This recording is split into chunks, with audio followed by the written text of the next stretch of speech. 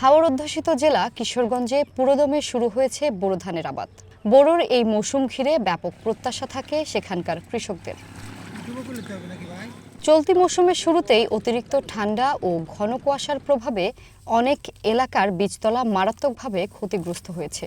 কোথাও কোথাও সম্পূর্ণ নষ্ট হয়ে যাওয়ায় নতুন করে বীজতলা তৈরি করতে হয়েছে কৃষকদের। এতে সময় ও খরচ দুটোই বেড়েছে। প্রায় মনে করুন 15,000 টাকা খরচ হয়।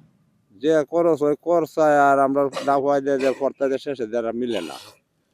মনে করুন কানিয়া তো ধান হয় 15-20 মন, 25 মন, এর উপরে হয় না। তারপরে আপনার জ্বালা নষ্ট হয়ে গেছে।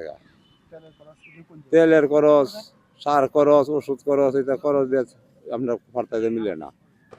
কাজের জন্য হাওর এলাকায় শ্রমিক পাওয়া গেলেও তাদের মজুরি আগের তুলনায় অনেক বেশি।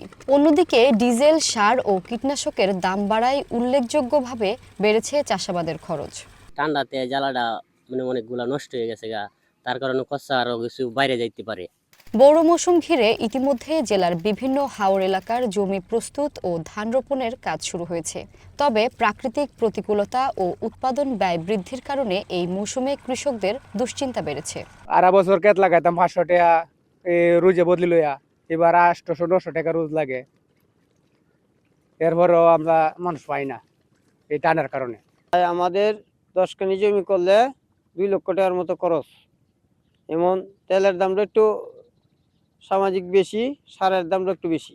কৃষি বিভাগ বলছে, সরকার নির্ধারিত মূল্যের চেয়ে অতিরিক্ত দামে সার বিক্রির অভিযোগ পাওয়া গেলে ডিলারের বিরুদ্ধে ব্যবস্থা নেওয়ার আশ্বাস দেন এই কর্মকর্তা। সরকার কর্তৃক নির্ধারিত দামে সার যেন বিক্রি হয়, কৃষক যেন নির্ধারিত দামে সার পায়, সেজন্য জেলা এবং উপজেলা পর্যায় থেকে মনিটরিং কার্যক্রম জোরদার আছে।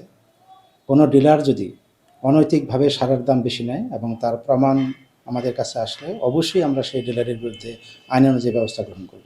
কৃষি অফিসের তথ্য মতে এবছর জেলায় 1,68,260 হেক্টর জমিতে বোরো আবাদ হবে, যার মধ্যে শুধু হাওরে চাষ হবে 1,04,435 হেক্টর জমিতে।